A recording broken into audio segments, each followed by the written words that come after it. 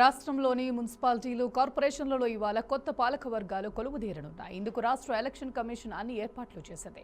ఆయా జిల్లాల కలెక్టర్ల పర్యవేక్షణలో ఈ ప్రక్రియను పూర్తి చేసేందుకు రంగం సిద్ధమైంది. 116 మున్సిపాలిటీలు 7 కార్పొరేషన్ల ఎన్నిక ఫలితాలు ప్రకటించాయి. దీంతో మరి కాసేపట్లో నూతనంగా ఎన్నికైన కౌన్సిలర్లు, కార్పొరేటర్లతో సంబంధిత కమిషనర్లు ప్రమాణం చేస్తారు. అనంతరం chairman, vice chairman, mayor, deputy mayor ఎన్నికలకు నోటిఫికేషన్ జారీ చేస్తారు. కోరం హాజరైతే మధ్యాహ్నం 12:30 chairman, vice chairman, mayor, deputy mayor ఎన్నిక జరుగుతుంది.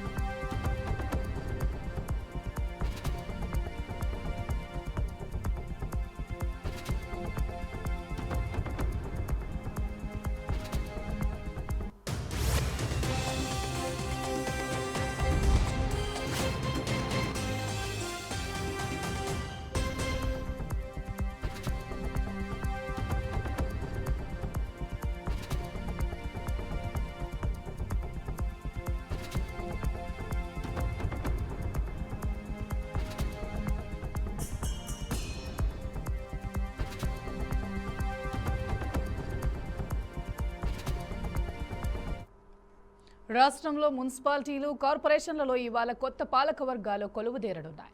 ఇందుకు రాష్ట్ర ఎలక్షన్ కమిషన్ అన్ని ఏర్పాట్లు చేసింది. ఆయా జిల్లాల కలెక్టర్ల పర్యవేక్షణలో ఈ ప్రక్రియను పూర్తి చేసేందుకు రంగం సిద్ధమైంది.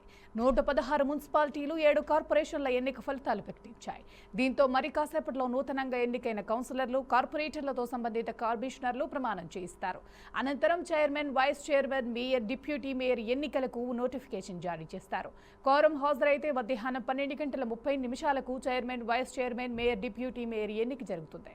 ఇదే అంశానికి సంబంధించి పూర్తి సమాచారాన్ని మా సీనియర్ కరెస్పాండెంట్ రామకృష్ణ అందిస్తారు. చెప్పండి రామకృష్ణ, మీ దగ్గర ఉన్న అప్డేట్స్ సంబంధించి 13వ తారీఖు ఏదైతే ఎన్నికల ఫలితాలు ఉన్నాయో, ఎన్నికల ఫలితాలు వెలువడిన వెంటనే అప్పటి నుంచి కూడా క్యాంప్ రాజకీయాలనేవి కొనసాగుతున్నాయి. హైదరాబాద్ చుట్టుపక్కల ఉన్నటువంటి ఫామ్ హౌస్ లో ఆయా పార్టీలకి సంబంధించిన కౌన్సిలర్లు, దీనికి సంబంధించి కూడా అందరిని కూడా ఫామ్ హౌస్ల చుట్టూ తిప్పారు. సో మొత్తం మీద ఈ రోజు హైదరాబాద్ నుంచి ఫామ్ హౌస్ నుంచి మున్సిపాలిటీలకి తరలించారు. ఏదైతే 7 కార్పొరేషన్లకు సంబంధించి కూడా ఏదైతే కార్పొరేషన్లు ఉన్నాయో ఆ ఏరియాలకు అయితే తీసుకెళ్లిన పరిస్థితి ఉంది.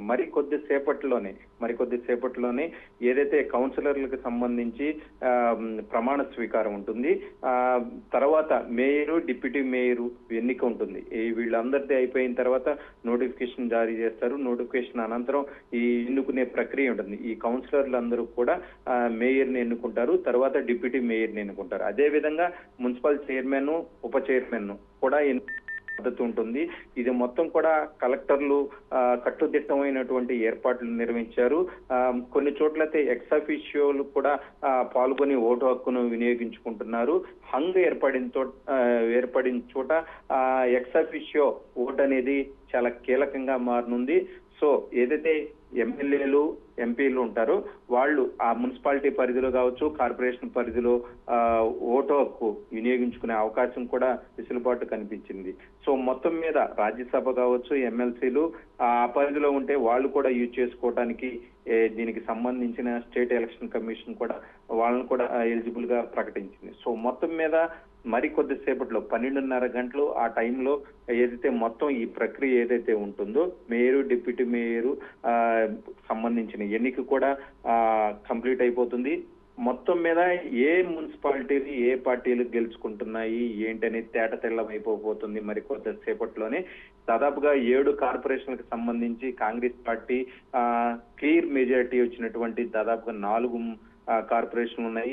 మిగతా వాటిల్లో ఏ పార్టీలు కొత్తగూడెం చోట ఏదైతే 5 సంవత్సరాలది 2.5 అంటున్నారు. బీజేపీ కొన్ని చోట్ల ఏదైతే కరీంనగర్ లో కొన్ని చోట్ల బీజేపీ గెలుచుకోవడానికి క్లియర్ కట్ మెజారిటీ ఉంది ఇండిపెండెన్స్ తో కలిపి. సో అలాంటి చోట కూడా కాంగ్రెస్ పావులు కదిపింది. సో ఏ విధంగా ఉండబోతుందని అంతా కూడా ఆసక్తికరంగా ఎదురు చూసిన పరిస్థితి అయితే ఉంది. సో మొత్తం మీద మరి కొద్దిసేపట్లోనే దీనికి సంబంధించి అన్ని ఏర్పాట్లు కూడా పూర్తి చేశారని చెప్పుకోవచ్చు. Thank you Ramakrishna, thanks for the update.